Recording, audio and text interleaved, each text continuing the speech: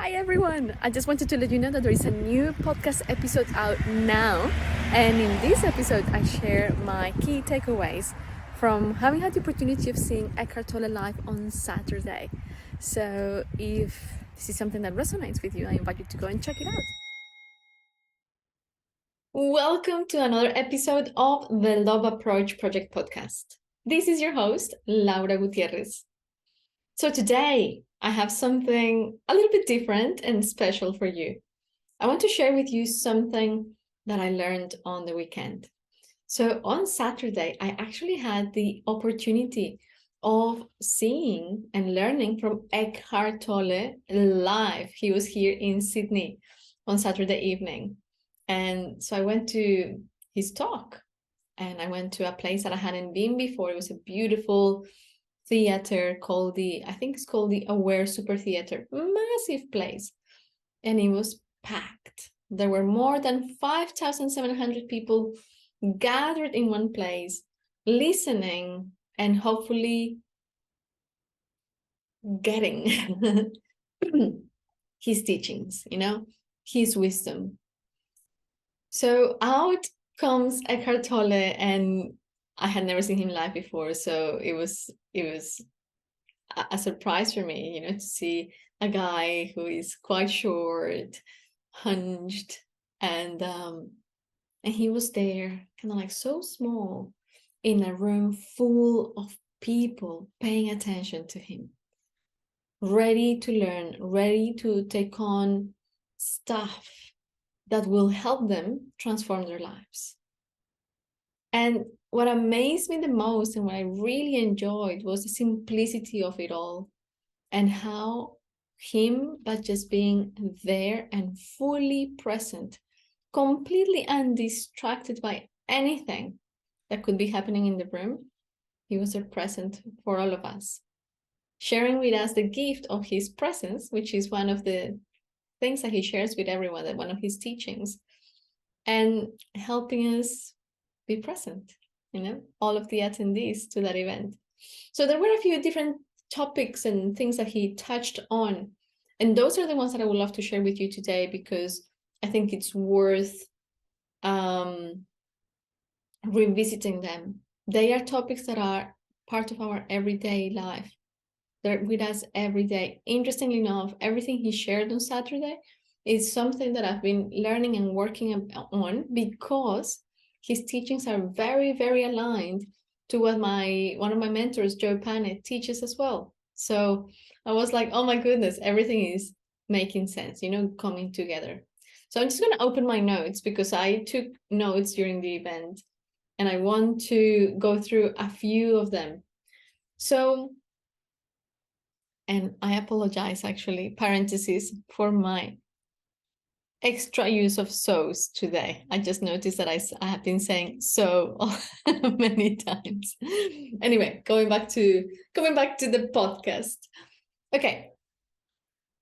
Some of the teachings that Eckhart shared with us on Saturday were all about the irrelevance of time and how time is actually a mental construct. Time is linked to our mind. And so when we are present, when we choose to be right here, right now, time disappears. If you go to the future, if you imagine the future is only a mental construct, meaning something that your mind is making. And in a way, we could say that it's making it up, right? And when it comes to the past, even though those were things that you perhaps experienced, they no longer exist. They are only in your mind. Therefore, what we all have, is just the now.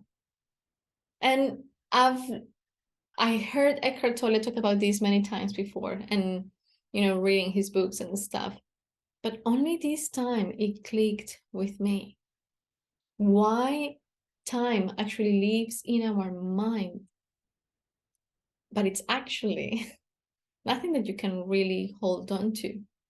It's not something that you can touch. It's not something that you can accumulate. It's not something that, it's not a material thing, basically. So he said something that I thought was fascinating.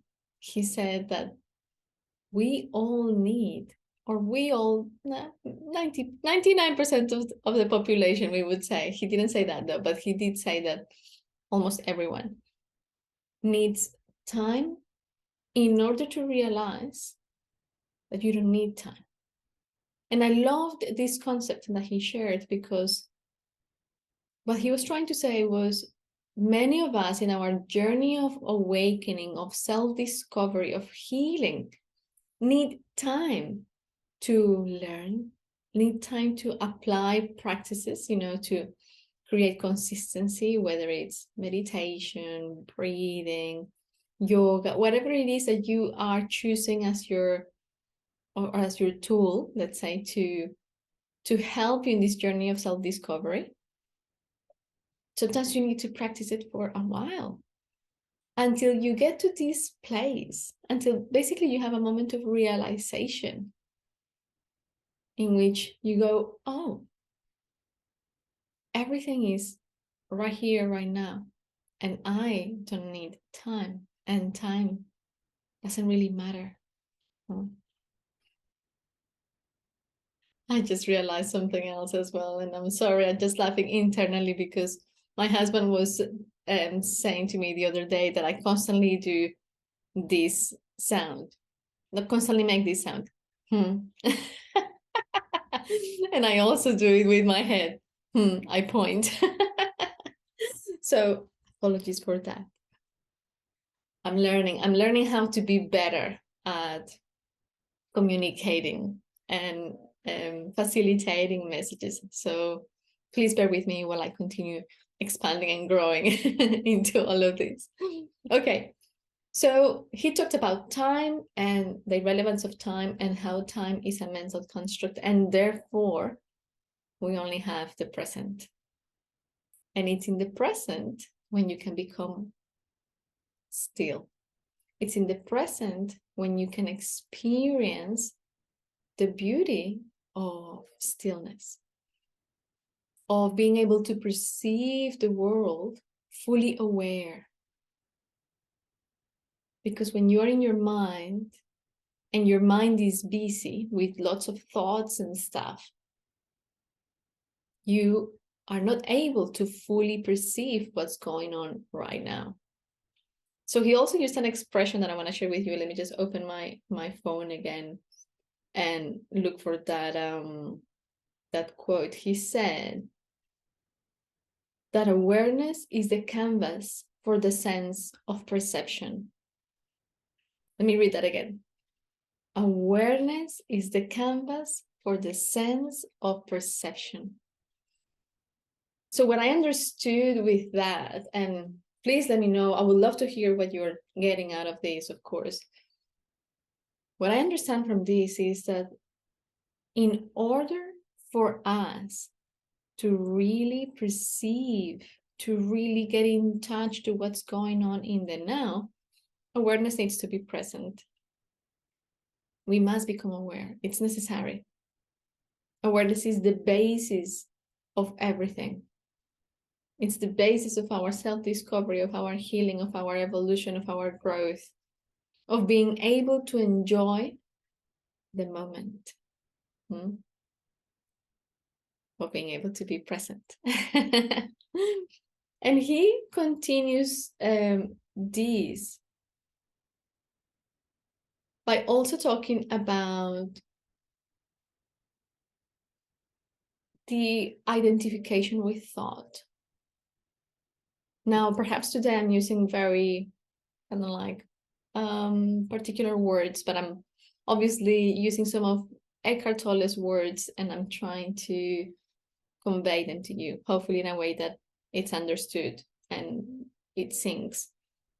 But one of the things, when we started talking about time and perception, he also started to bring in the concept of identification with thought. So when we are constantly thinking, and we are not in the now, nor present, not aware, not perhaps being able to perceive the world fully, we are identifying with what's going on in the mind, with the thoughts.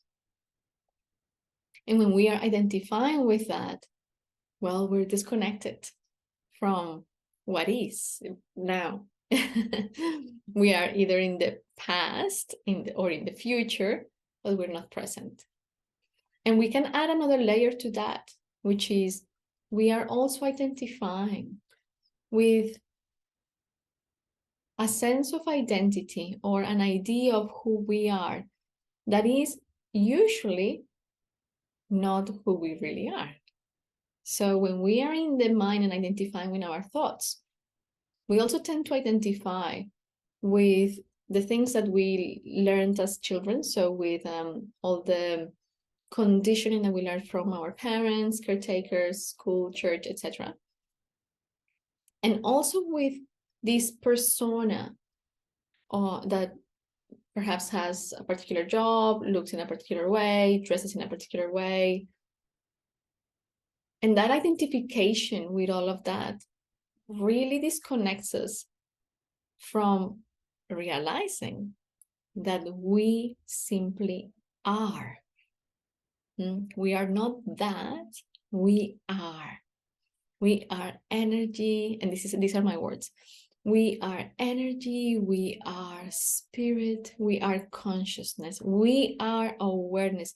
We are the awareness that is aware. And this is actually something that my teacher, one of my mentors, Joe Pane, always talks about, which is learning to become the awarer of the awareness. Becoming aware of or conscious of the consciousness that you are. One of the questions, one of the expressions he uses is like, ask yourself who is looking through your eyes. When you ask yourself that question, it makes you stop for a moment, actually. Because you realize that you sometimes don't know who's looking through your eyes, and you think it's your mind or your brain or you. But if you allow yourself to be present here still, if you allow to be in the space between thoughts, you realize that your consciousness is vast, massive, because you are a part of the whole, of everything. Eckhart Tolle was describing or was sharing the metaphor, and this is a metaphor that I had heard actually many, many years ago, of consciousness being the ocean and each one of us being a ripple. So when a ripple is unaware, that ripple is concerned about what are the other ripples going to say, what are the other ripples going to do, that ripple is going to be afraid of what's going to happen in the future, maybe when they get to the shore. I did it again. But when the ripple is aware, it realizes that it's part of a very vast, a huge network that is oneness. And I want to read to you the words that he used, actually. He says that the ocean is the one consciousness. And that we are a manifestation of that consciousness. Isn't that powerful? I mean, I know it can sound very philosophical sometimes and perhaps a bit impractical. But if you were to take something away from today, I would invite you to just pay attention to where you are right now. And to actually close your eyes for a moment. If you can, of course. If you're driving, maybe not. Or using any kind of machinery or anything. But if you can, please close your eyes for a moment. And simply bring your attention to your breath.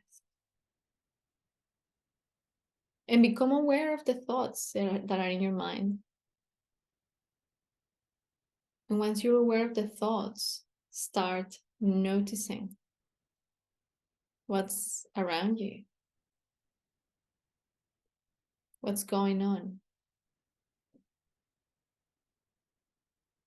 And as you notice what's going on, the invitation is to not interpret what's going on, to simply notice it as something and as things that simply are.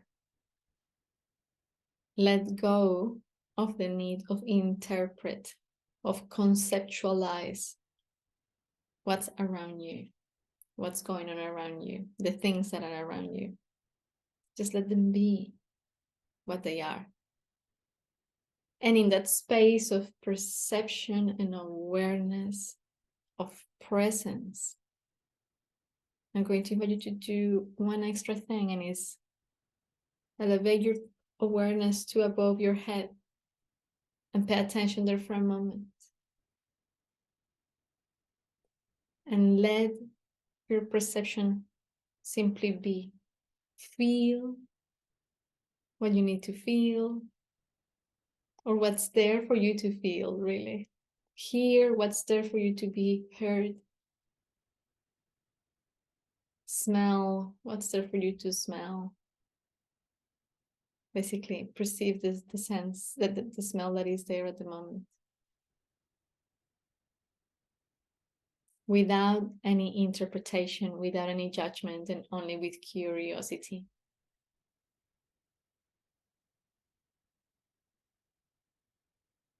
And sitting there in the moment of presence, of stillness, of connection, I invite you to fill up your heart with gratitude. Because this moment, what you just did right now, was to become fully present and to let go of past and future. You became timeless, connectedness, and you realize that you are one with that ocean of consciousness that you are made of, that you are a part of. Okay, this is it. I'm gonna leave it here. I hope I was able to communicate or transfer, if you could say that, some of the things that I took from Saturday's talk.